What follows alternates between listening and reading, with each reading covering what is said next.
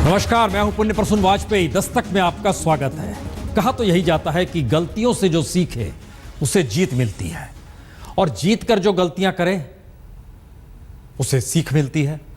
तो एक तरफ जीत है, दूसरी तरफ सीख है, और दोनों महानायक आमने सामने चाय के प्याले के साथ।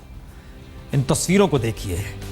पहली चाय में पहला डिमांड, और इन सब के बीच प्रधानमंत्री मोदी और दिल्ली के मुख्यमंत्री पद की शपथ 14 तारीख को लेने वाले अरविंद केजरीवाल।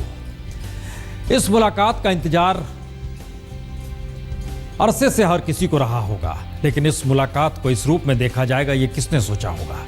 मुलाकात हुई, हाथ मिले, बातें हुई, इस बात का जिक्र हुआ कि आपको आना चाहिए। जिक्र किया गया उस दिन कुछ और काम है, पहले से तय है।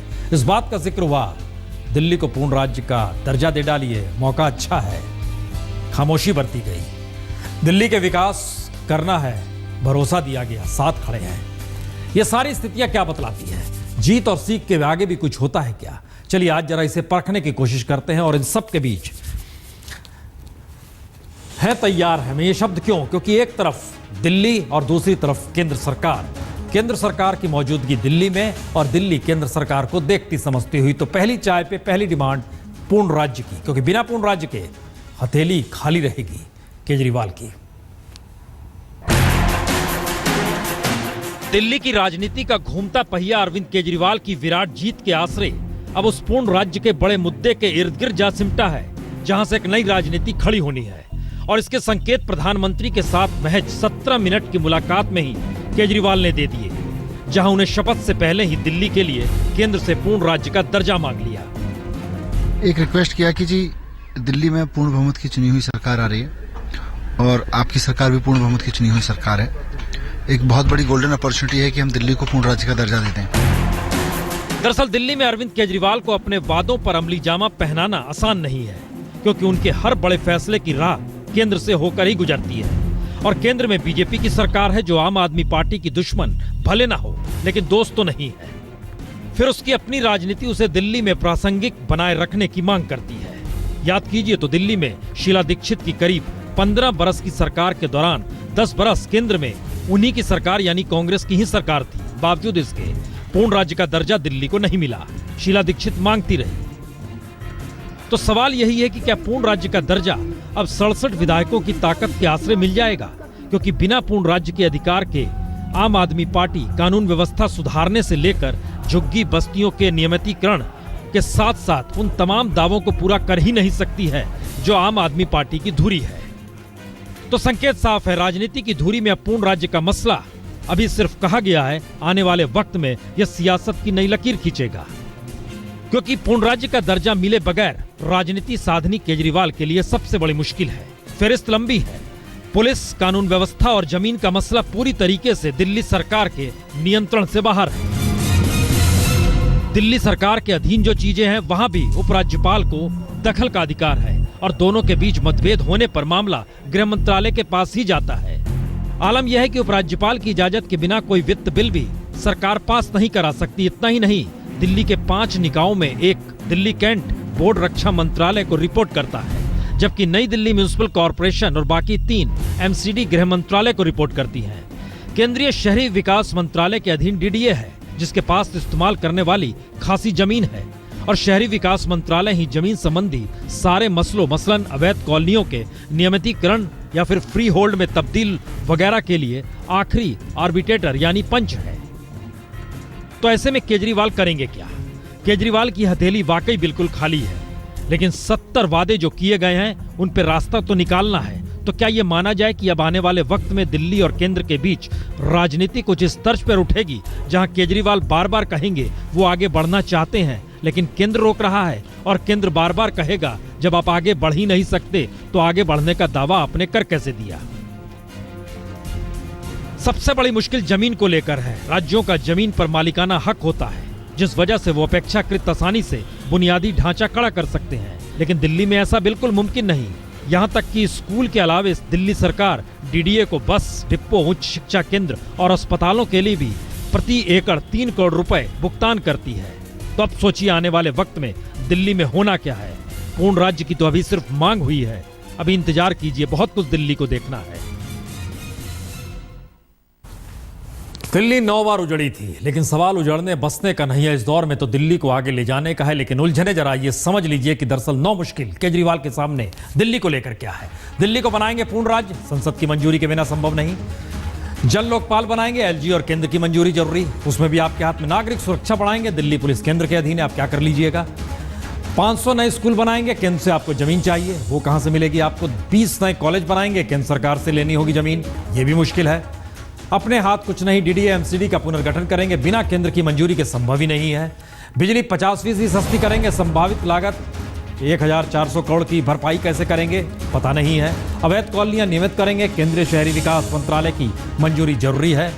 कोर्ट कार्रवाई को वीडियो रिकॉर्डिंग सार्वजनिक कर देनी चाहिए, सुप्रीम कोर्ट का आपको इजाजत लेनी होगी। ये सारी स्थितियां बताती है जो वादे लंबे फेरिस्त के किए गए हैं। तकरीबन 65,000 करोड़ चाहिए और दिल्ली का बजट 24,000 करोड़ का, कहां से आएगा पैसा। कई सवाल हैं, अभी तो शुरुआत है दिल्ली को लेकर, लेकिन इन सब के बीच सियासत क्या सिर्फ एक ही तरीके से साधी जाती है। उसके 2 तरीके होते हैं कि आम लोगों के बीच में चले जाइए और उनके जरिए अपनी बातों को कहिए।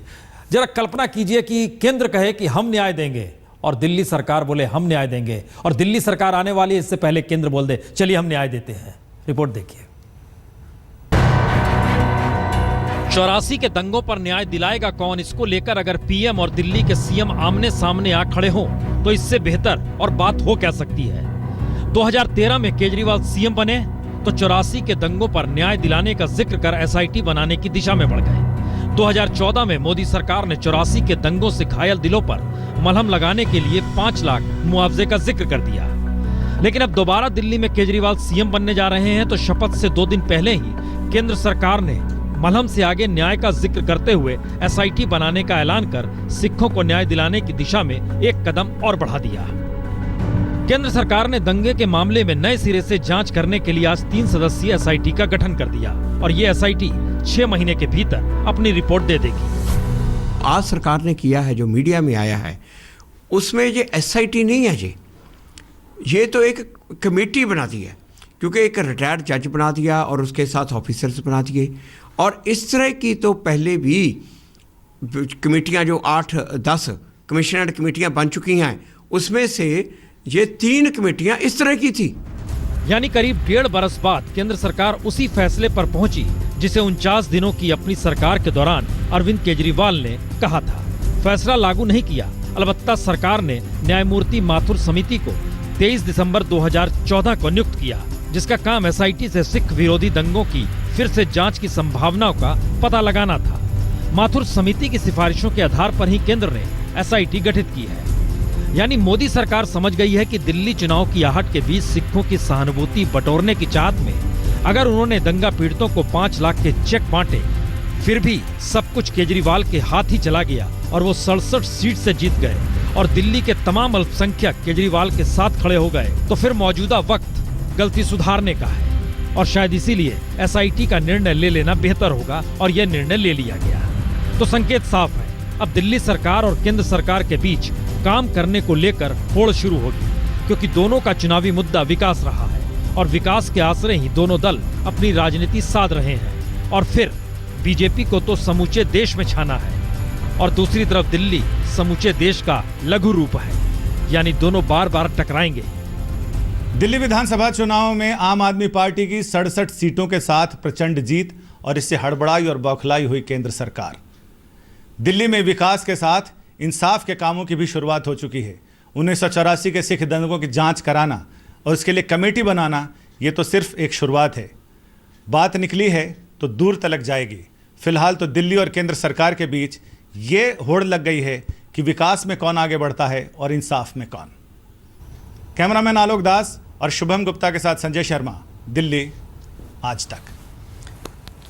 विकास से बात आगे इंसाफ की जा रही है, लेकिन दरअसल 84 के दंगों की टीस क्या है इसका जिक्र करना तो कोई भी कर सकता है, लेकिन याद कीजिए जब पी चिदम्बरम साहब पे एक पत्रकार ने जूता उछाल दिया था, उसका नाम जनरल सिंह था, आज वो आम आदमी पार्टी का विधायक है। जो उससे पूछा गया आप क्या सोचते हैं?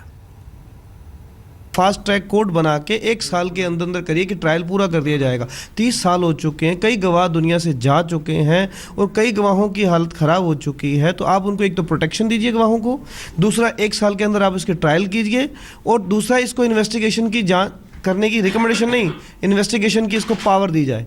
नहीं तो फिर ये होगा कि ये सिर्फ जो है एक मजाक किया जा रहा है कमेटी पे कमेटी करके, बल्कि और जख्मों को कुरेदा जा रहा है। जख्मों पर मलहम लगाना है या कुरेदना है, हो जो भी स्थिति, लेकिन सरोकार कहीं इस दौर में बीजेपी की सरकार जो केंद्र में मौजूद है उसके कम हो गए, और ये आकलन इस दौर में संघ के भीतर हो चला है। और संघ पाठशाला भी देगा, राजनीति का कहकहा भी पढ़ाएगा और बोलेगा भी गलती सुधार लो। जिस दिशा में संघ बढ़ चुका है, रविवार सोमवार को बैठक है, आज से उसके दिल्ली में संकेत मिलने लगे। क्या होगा, रिपोर्ट देखिए।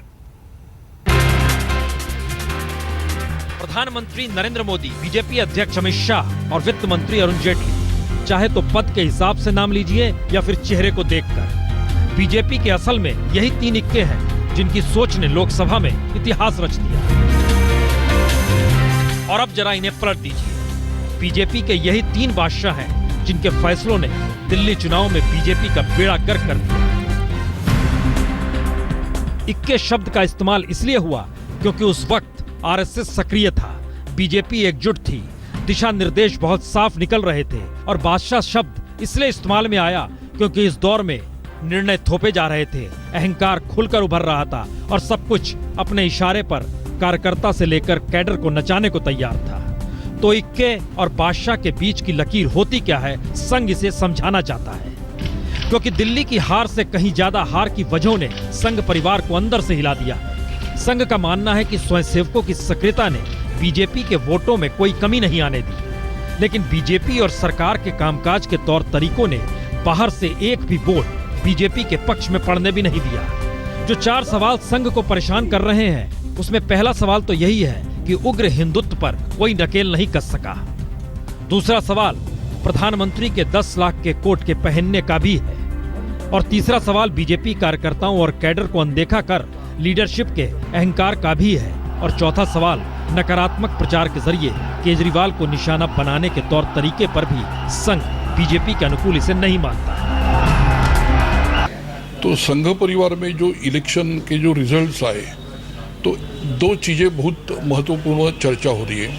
एक हो रही है कि संघ परिवार में जो हिंदू महासभा एलिमेंट है वो जो कुछ चर्चा कर रहा है, जिसकी वजह से बीजेपी काफ़ी डैमेज हुई। जो अलग अलग डायलॉग थे, उटपटांग डायलॉग थे, तो संघ परिवार में वो पसंद नहीं आए, जिसकी वजह से भाजपा का मैग्नेटिज्म कम होता है। इस टाइप का ही माहौल यूपी बिहार के बाई इलेक्शन में था, जहां बीजेपी को हारना पड़ा था। तो खास बात यह है कि बीजेपी को लेकर संघ पहली बार राजनीतिक तौर पर खुले रूप में लोकसभा चुनाव से राजनीतिक तौर पर सक्रिय हुआ और दिल्ली चुनाव में भी सक्रिय था। और वो ये मान रहा है कि उसकी राजनीतिक सक्रियता अपने तौर पर बीजेपी नहीं, देश के भीतर भी उसे नया विस्तार दे दिया है। लेकिन दिल्ली की हार ने उसके सामने कुछ नए सवाल खड़े कर दिए हैं, और ये सवाल संघ के हर स्वयंसेवक को परेशान कर रहे हैं। और यही परेशानी की वजह भी है कि मार्च में नागपुर में होने वाली संघ की प्रतिनिधि सभा में दिल्ली का मुद्दा जोर शोर से उठेगा, इसके कयास अभी से लगने लगे हैं। उस बैठक में 1,500 स्वयंसेवकों को खुले सत्र में बोलने की छूट होती है। तो बीजेपी लीडरशिप निशाने पर आएगी, इससे इनकार किया नहीं जा सकता। लेकिन संघ की अभी की मुश्किल ये है कि बीजेपी को संभालना और बीजेपी को पटरी पर लाना उसके सामने सबसे बड़ी चुनौती है। तो संघ की क्लास दिल्ली में शुरू हो चुकी है और संघ के भीतर बीजेपी को लेकर जो सवाल अब तेजी से घुमड़ रहे हैं, उसमें सबसे बड़ा सवाल बीजेपी के उस कैनवास को सिमटते हुए देखना है जो 2014 के लोकसभा चुनाव के वक्त बीजेपी को विस्तार दे रहे थे। और संघ को अब लग रहा है कि बीजेपी नेताओं की पहचान अगर सादगी से दूर जा रही है, बीजेपी लीडरशिप सामूहिक निर्णय से दूर जा रही है और उठपटांग बोलने वाले हिंदुत्व के नाम पर उग्र व्यक्तित्व उभर कर आ रहे हैं, तो फिर इसे संभालना होगा। और मिस्टर क्लीन की छवि तो अभी भी केजरीवाल की है, फिर उस पर नकारात्मक चोट क्यों? तो ककहरा पढ़ाया जाएगा बीजेपी नेताओं को और निगाहों में और निशाने पर बीजेपी लीडरशिप के यही 3 इक्के और 3 बादशाह होंगे। इंतजार कीजिए, ये रास्ता अभी और आगे जाएगा। रविवार को बैठक है, लेकिन उससे पहले शनिवार को दिल्ली के रामलीला मैदान में केजरीवाल शपथ लेंगे और उनके साथ तमाम मंत्री भी, यानी कुल 7 शपथ होंगे। चेहरे स्क्रीन पर, उसमें अरविंद केजरीवाल हैं, मनीष सिसोदिया हैं, गोपाल राय हैं, सत्येंद्र जैन हैं, असीम अहमद खान हैं, जितेंद्र सिंह तोमर हैं, संदीप कुमार हैं। तो रामलीला मैदान में जो शपथ ग्रहण होगा इसमें प्रधानमंत्री नहीं आएंगे, क्योंकि उन्होंने पहले से कार्यक्रम बनाया हुआ था कि वो जाएंगे बारामती में वो मंच शेयर करेंगे शरद पवार के साथ। चुनाव के बाद पहला मौका जब शरद पवार के साथ होंगे। तस्वीर स्क्रीन पे देखिए, ये दोनों नेता एक साथ नजर आएंगे बारामती में, इसका जिक्र किया गया। लेकिन दूसरी स्थिति हम आपको दिखाने के लिए तस्वीर दिखला रहे हैं। दरअसल 14 फरवरी को दोनों नेता साथ होंगे। इससे पहले महाराष्ट्र के सीएम ने कहा कि पवार के प्रति आप अनटचेबल, अछूत वाला रवैया क्यों अपना रहे हैं। और इन सब के बीच पिछले रविवार और शनिवार और रविवार को एनसीपी के नेताओं के निशाने पर प्रधानमंत्री मोदी आ गए। क्या ये आवाज दिल्ली तक सुनी गई? अगर ना सुनी गई तो हम सुनाते हैं आपको क्या क्या कहा गया पुणे में। हे घर वापसीवाली त्यांची ताकद वाटते. ज्याच्या मनात जो विचार नाही त्याच्या मनामध्ये विचार आणला. ये देखो, ये सब मियाँ लोग इकट्ठा हो रहे, हम क्या होगा, हमारा क्या होगा. आणि म्हणून हे जाणीवपूर्वक एमआयएमला शक्ती देण्याच्या संबंधीचं काम चाललंय का अशी शंका येणारी स्थिती ही निश्चित आहे. या अमेरिकाच्या बरोबर ज्या पद्धतीनं जेवढी करत आहे, प्रयत्न करत आहे, एका बाजूला रशिया नाराज झाला जो पारंपरिक आपला मित्र होता. रशियाने पहिल्यांदा एवढ्या वर्षामध्ये पाकिस्तानला आर्म्स आणि एम्युनिशन देण्याचा कबुली केला. इतना सब काम करने के बाद बराक भाई में हम उनको लेके गए, उनको चाय पिलाया, उनको वो सब हमारा जो बड़ा हैदराबाद हाउस बताया, क्या हमने नया सूट पहना. देखो मैं तो साहब बन गया, साहब बन के कैसा तन गया. चोट की जा रही है, लेकिन बावजूद इसके सियासत कहती है दुश्मनी मोल किसी सा ना लीजिए। लेकिन इन सब के बीच असम निकाय में जीत मिल रही है बीजेपी को, एक अच्छी खबर है, कहीं राहत देने वाली खबर है। लेकिन इन सब के बीच गुजरात दंगों के मद्देनजर तिस्ता सितलवाट पर गिरफ्तारी की तलवार लटक रही है। मुंबई में तिस्ता सितलवाड़ के घर पर पुलिस तो पहुंची, लेकिन उसे खाली हाथ लौटना पड़ा। तिस्ता सितलवाड़ को गिरफ्तार करने के लिए गुजरात पुलिस पहुंची थी और इस आरोप को लेकर पहुंची थी कि गुजरात दंगों के दौरान गुलबर्ग सोसाइटी में मारे गए लोगों के नाम पर जो चंदा लिया गया उसका इस्तेमाल नहीं किया गया, और तो और इस्तेमाल अपने ऊपर कर लिया गया। जी, ये एक ऐसा आरोप है जो तिस्ता सितलवाड़ पर गुजरात पुलिस ने लगाया है। गुजरात दंगों के दौरान दरअसल गुलबर्ग सोसाइटी में मारे गए लोगों के नाम पर चंदे से अगर वाकई शराब खरीदी गई, हेयर ड्रेसिंग कराई गई और महंगे महंगे कपड़े खरीदे गए, तो फिर सवाल यही उठता है, क्या दर्द का भी कारोबार हो जाता है? ऐसे में यकीन किया किस पर जाए? और ये सवाल तिस्ता सितलवाड़ की पहचान गुजरात दंगों के दौरान जिस तरीके से हुई वो सब कुछ इसके उलट है, क्योंकि पीड़ितों के मददगार के रूप में तिस्ता सितलवाड़ का नाम सामने आया। लेकिन आज उन्हीं तिस्ता सितलवाड़ को मुंबई में पुलिस गिरफ्तार करने उनके घर पहुंची, तो इस आरोप के साथ कि उन्होंने गुलबर्ग सोसाइटी के एक हिस्से में बनाए जाने वाले म्यूजियम के लिए जो चंदा जुटाया वो म्यूजियम ना बनाने पर लौटाया तो नहीं, अलबत्ता उससे अपने क्रेडिट कार्ड की भारी भरकम रकम का भुगतान कर दिया। तो क्रेडिट कार्ड के ये 3 नंबर और इस पर जिस जिस रूप से पेमेंट किया गया वो सारी चीजें पुलिस के पास है और उसने सार्वजनिक भी कर दिया है, जिसे आप स्क्रीन पर जाहिर है स्क्रीन पर जो क्रेडिट कार्ड के नंबर है इसके जरिए कहीं ना कहीं वो बकायदा राहत के लिए था, म्यूजियम के लिए था, लेकिन पैसा खर्च कर दिया। ये छोटे से ब्रेक के बाद तुरंत लौटते हैं, तब याद किया जाएगा प्राण। नायकों की बात राजनीति में हो रही थी, लेकिन आइए सिल्वर स्क्रीन के खलनायक को याद किया जाए। प्यार वफा सब बातें हैं, बातों का क्या काम अगर ये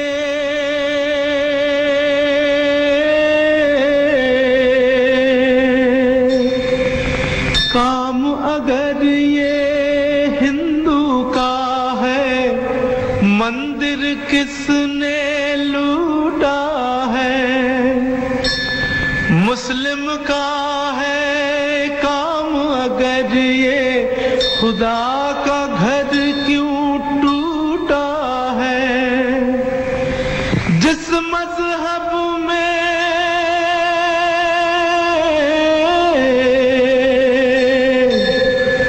जिस मजहब